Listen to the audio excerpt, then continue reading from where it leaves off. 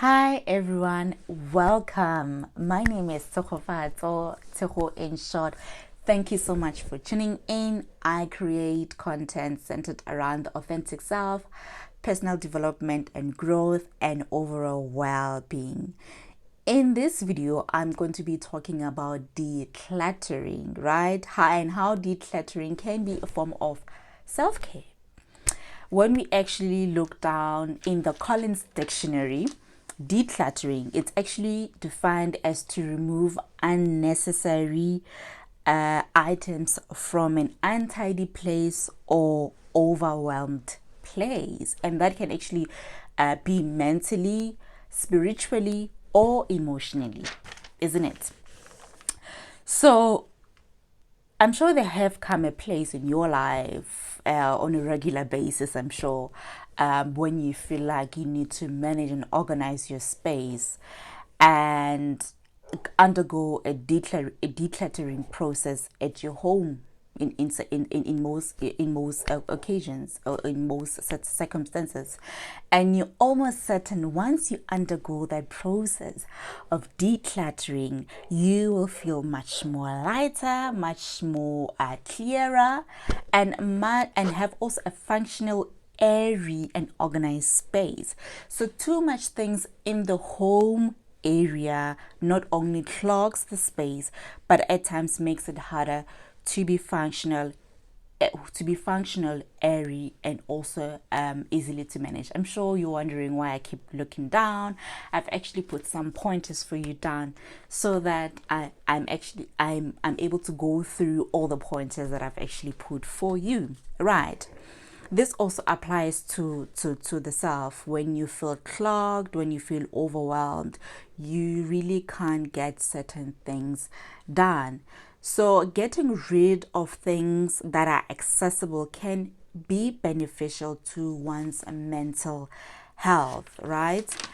Making you calmer, happier, and much more in control of yourself.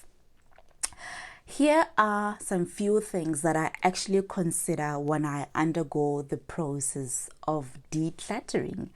Firstly, I remind myself that the process of decluttering shouldn't be feel overwhelmed to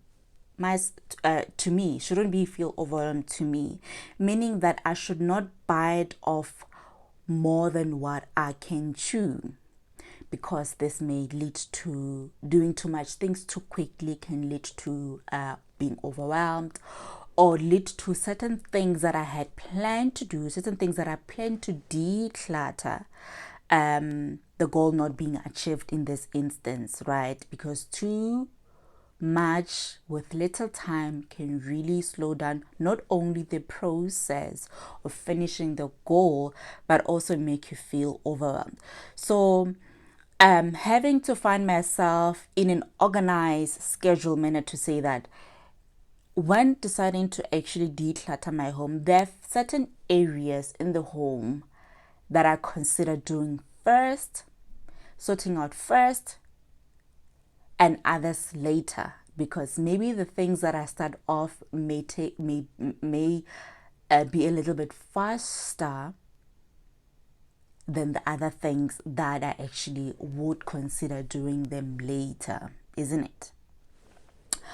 Also, I also have to I have to consider that decluttering, when I'm in the mode of decluttering, not only am I doing the decluttering in the physical sense, but I'm able to benefit what the process can do for myself by also for me rather, by decreasing brain fog, having a brain overload, which can also benefit my mental health, and essentially touch on the self-care that I spoke about earlier on. And what I mean by that, about decluttering or defrogging and creating space for my mental health and or mentally so, it's actually having to think about a lot of things at the same time. Also, I've seen that can increase or put pressure on you and can actually stress you up. And I know that a lot of us, if not all of us, are going through something one way or the other.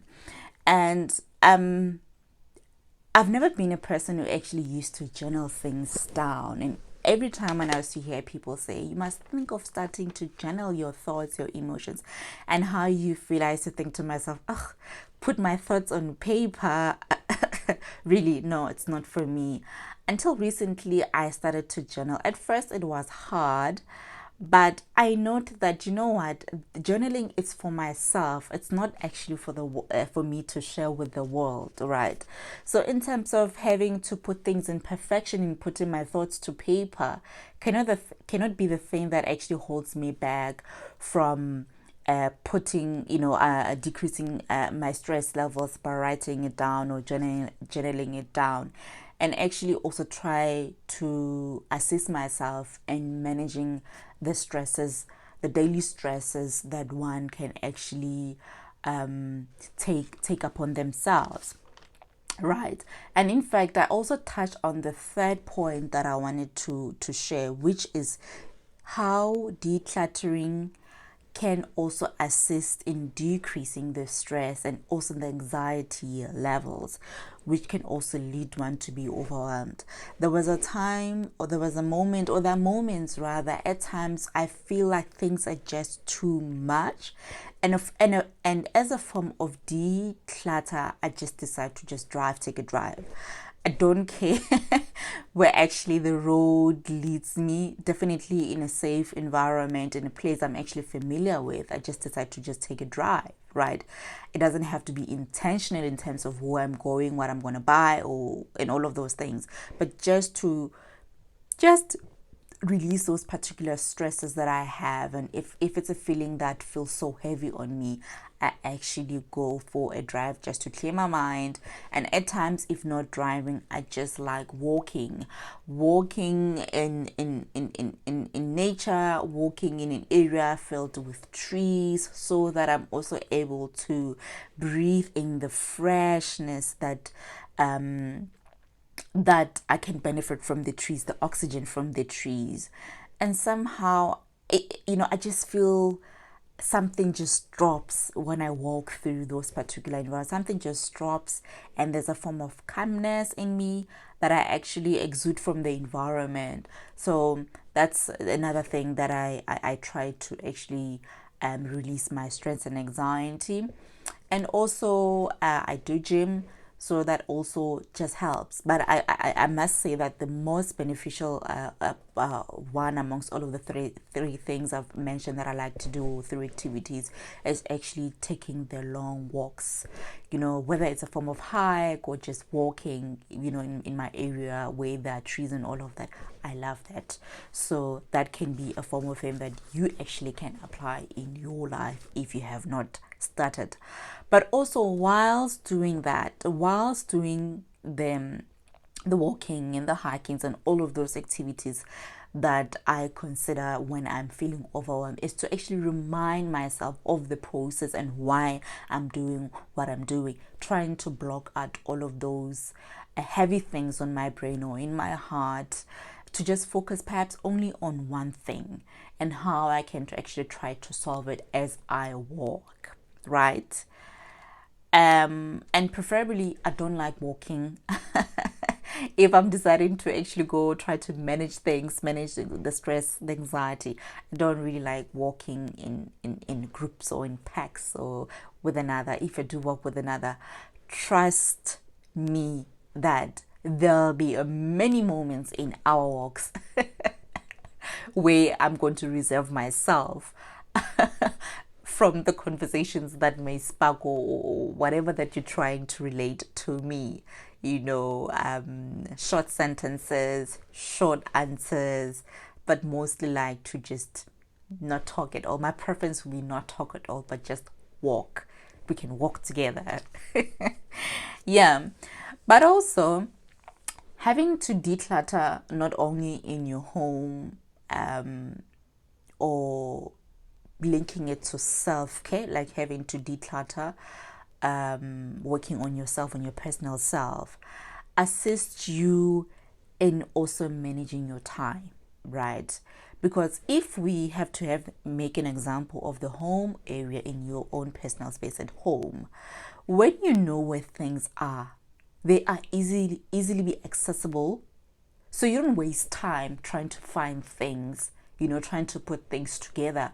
But you know that if you embark on something that you need to do, you're able to reach wherever you've put your things and save time, and therefore are able to manage your time as a person.